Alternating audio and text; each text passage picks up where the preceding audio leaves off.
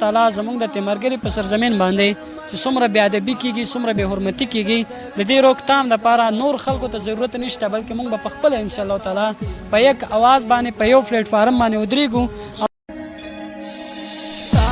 در ملنگ یما استاد در ملنگ یما ملنگ میں دربار کا ہوگا پیغمبر آیا خادم میں پیزار کا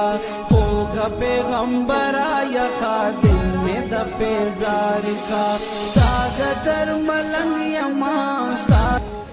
بسم الله الرحمن الرحیم. تحفظ قرآن کمیټي پاکستان د تحصیل تیمرګري د لوئر دیر دلته په دغه مسجد کې اجلاس طلب کړی شوی و صرف په دغه بنا باندې چې په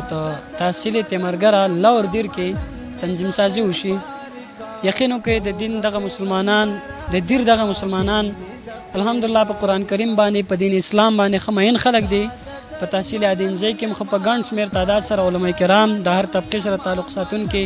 مذهبي مشران کشران هم شرکت کړو. دلته په تیمرګره کې ماشاءالله دغه ښکلي حاجي صاحبان علما کرام او دغه علاقې مشرانو ښه په ګڼ شمېر تعداد سره شرکت وفرمایلو. په دغه کې فیصله داسې شوې ده چې انشاءالله تعالی زمونږ د تیمرګري په سرزمین باندې چې څومره بې ادبي کېږي څومره بې حرمتي کېږي د دې روکتام دپاره نور خلکو ته ضرورت نشته بلکې موږ به په خپله انشاءالله تعالی په یک اواز باندې په یو پلیټ فارم باندې ودرېږو او څومره چې بې ادبي بې حرمتي کېږي د دې روکتام موږ ښه په غیرت ښه په نرۍ سره کوو انشاءالله تعالی.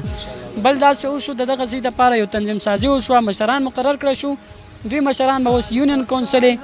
ځای په ځای باندې کلي په کلي به دوی اوس کمیټیانې جوړوي. دغه تحریک آغاز په دغه تیمرګره کې نن اجتماعي شکل کې تنظیمي شکل کې په اتحاد په اتفاق مینه محبت په اخلاص خلوص سره نن بنیاد کې غوښتلی شو. امید ساتم چې آینده په یو کال کې دننه به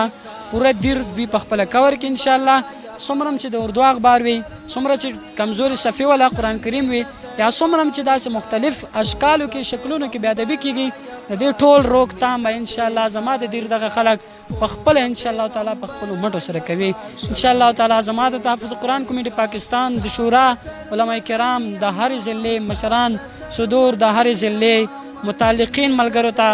او د میډیا په نظر باندې څومره کتونکي مسلمانان دي ټولو ته مې پیغام دی د دیر زما دغه ګلالو ته دغه علما کرامو ته او زما د اهل اسلام او د قرآن سره محبت